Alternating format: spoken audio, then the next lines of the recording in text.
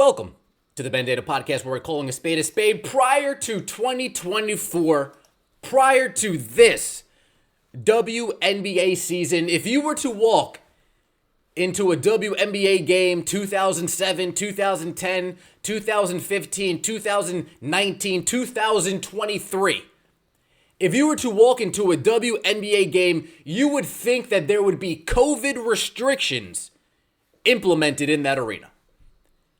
Every single WNBA game, 40% to capacity, 65% to capacity, maybe 80% to capacity. Oh my God, 80% to capacity. But in the grand scheme of things, when you're a business that's actually trying to make money, 40% to capacity is pretty pathetic. If I could walk into the Wintrust Arena before Angel Reese showed up, shoot, some games even still now, if I can walk into the Wintrust Arena and I see a group of people surrounded by empty seats, and then I see a group of people surrounded by empty seats, and then I see a singular person all the way by themselves, and then I see a singular person all the way by themselves, you would think that COVID has been running rampant in the WNBA arenas, in the stadiums for the past 20 years. But that's not the case. It's just boring. People just refuse to show up. People refuse to spend their mind, spend their time, or spend their money sitting down watching missed layup, turnover, missed layup, turnover, missed layup, turnover, fake tough guy act by some random person that we don't even know. But this year it all changed. This year it's all a little different, and we can thank Caitlin Clark for that. Already in Caitlin Clark's rookie season, 31 games into the season, the Indiana Fever set an all-time WNBA attendance record. Folks, throughout this entire season, over 500,000 fans have now watched Caitlin Clark play basketball. Over 500,000 fans have watched Caitlin Clark break record after record after record in her rookie season for the WNBA. The Indiana Fever recently reported that 503,000 visitors have attended the team's 31 home and away games this season, including 17,274 people who showed up and watched the Indiana Fever beat the Connecticut Sun. And if you know anything about Gainbridge Arena, if you look it up, what is the capacity for Gainbridge? 17,274. Every time Caitlin Clark steps on the floor in Gainbridge Arena, damn near sellout. 95% to 100% sellout every single time. There's no restrictions. There's no keep your distance. There's no 6 feet. There's no group there, empty seats, group there. It is packed to the gills to watch Caitlin Clark play basketball. And not only the attendance, but on the TV ratings as well. Caitlin Clark just hit a three-peat when it comes to NBA TV ratings. A three-peat when it comes to NBA TV ratings. The Fever versus the Sun this past Wednesday, 580,000 people tuned in on NBA TV to watch Caitlin Clark, Leah Boston, Kelsey Mitchell go head-to-head against Alyssa Thomas and Dejanay Cryington. We're going to call her It's not Carrington, folks. It's Cryington because she's a crybaby. Just to put this in its crazy, proper perspective, 1 week prior, after the Olympic break, the WNBA returns. ESPN, Aces, Lynx. Folks, on ESPN, it did 510,000 viewers. On ESPN, the Aces Lynx did 510,000 viewers. Everybody watches Caitlin Clark.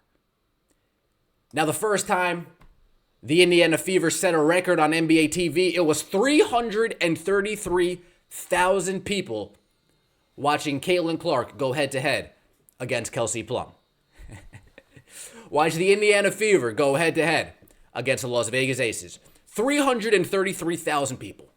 This was a new WNBA record, but it was the lowest watched Caitlin Clark game since she played Rutgers on the Big Ten Network in Iowa. She hasn't had a game this low since.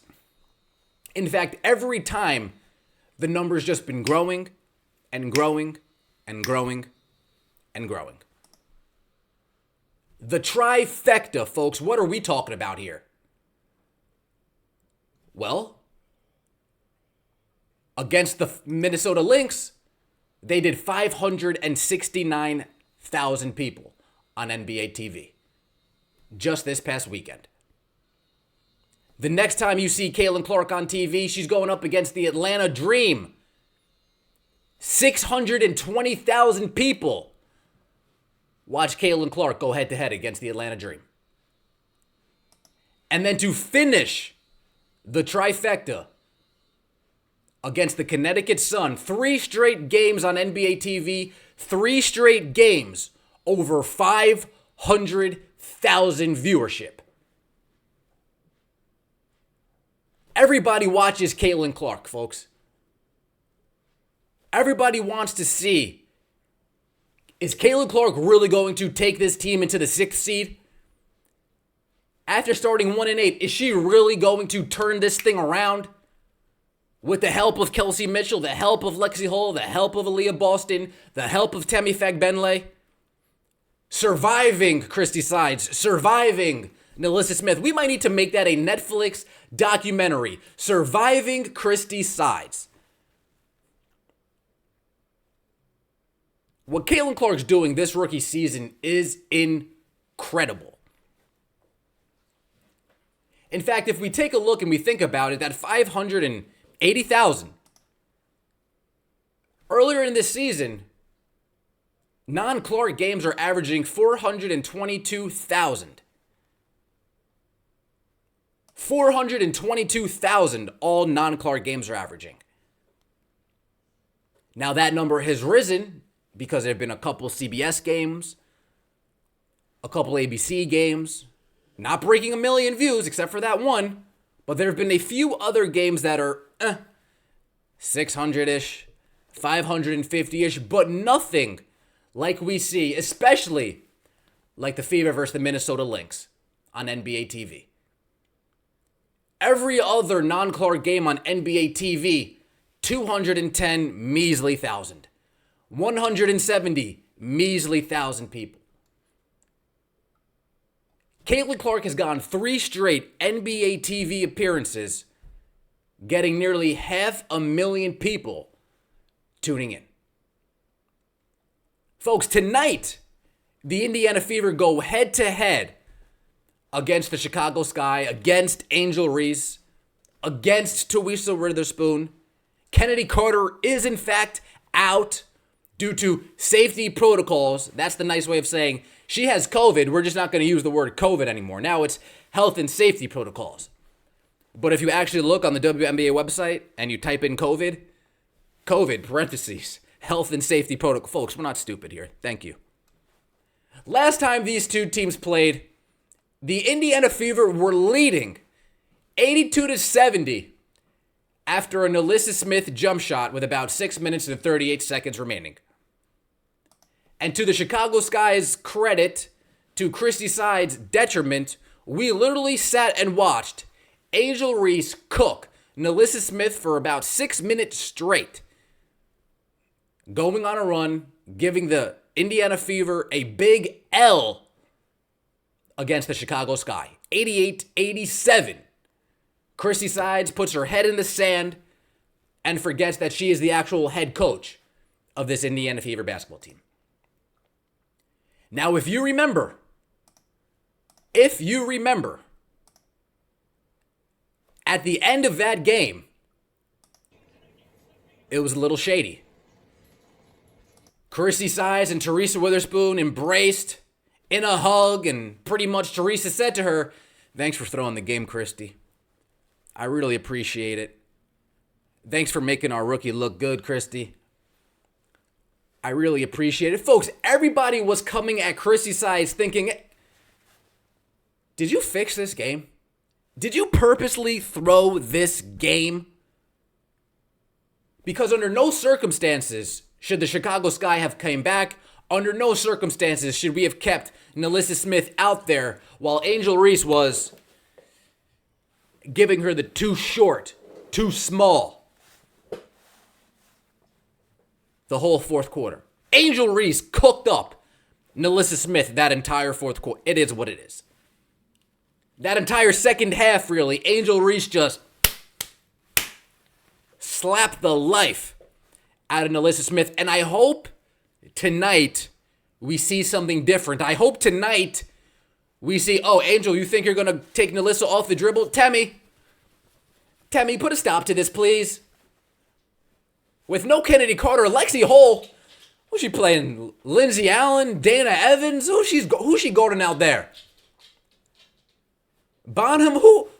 Jefferson? Who's she guarding out there? Seriously.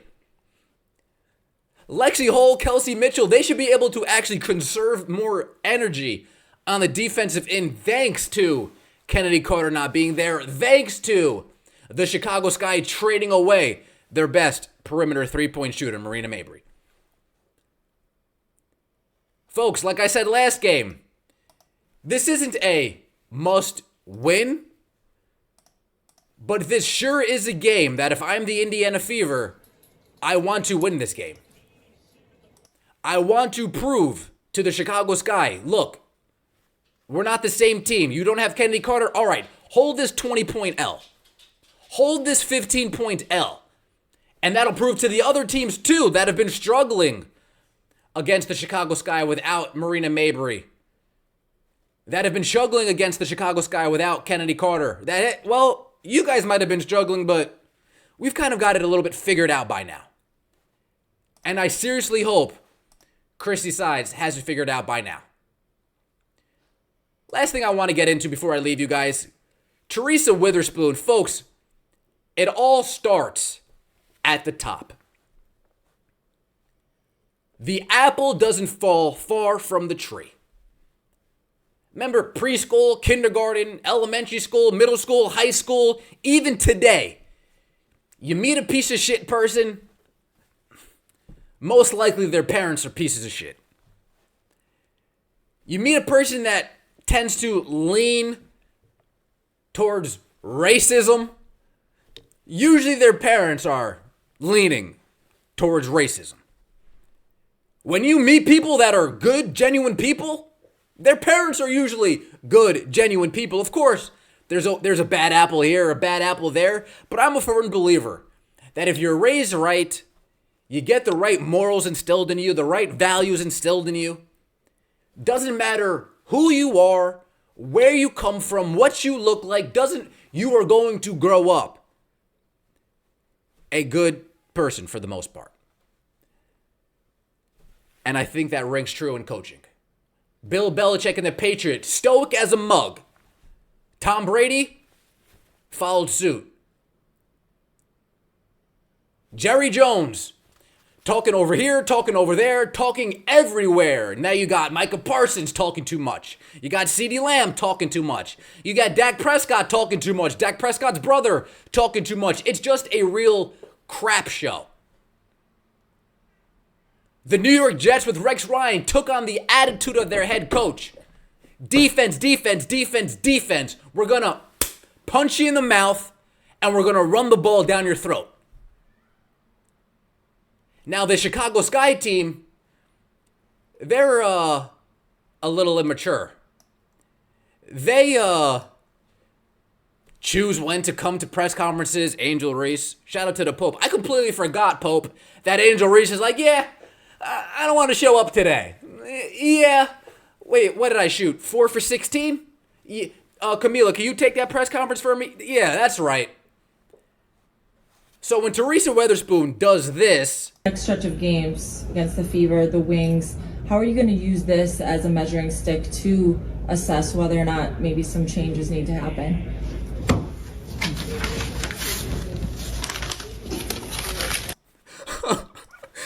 man, you hurt my feeling. That question that you asked was too direct.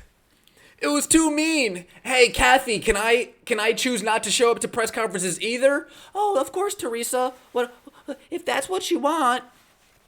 This league is full of prima donna, drama queen, fake tough guys that can't control their emotions. And every other day, every single week, it's just more and more apparent.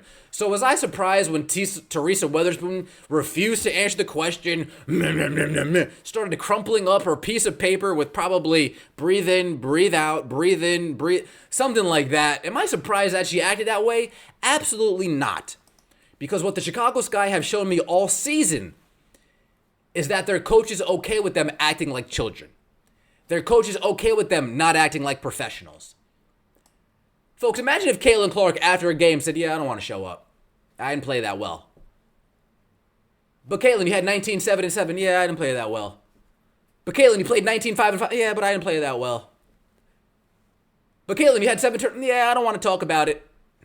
Imagine if Caitlin Clark was as soft and sorry as some of the players on the Chicago Sky team. We need to win tonight's game. We need to go into Chicago. Chrissy Sides needs to get her head out of the sand. Stop trying to be Teresa Weatherspoon's BFF. Don't keep Nalissa Smith in the game to get her ass cooked by Angel Reese off the dribble, because I saw too much of that. Let's run these women off the court. It's the Ben Daniel Podcast. We're calling a spade a spade. I appreciate all of the support. We are in the venue tonight. The venue tonight. And I will see you guys later. Bring your adult beverages. Bring your cold beverage, your coffee, your tea, whatever. Grab a friend to tell a friend to tell a friend, just not the wrong friend. And I'll see you later. Take it easy, guys.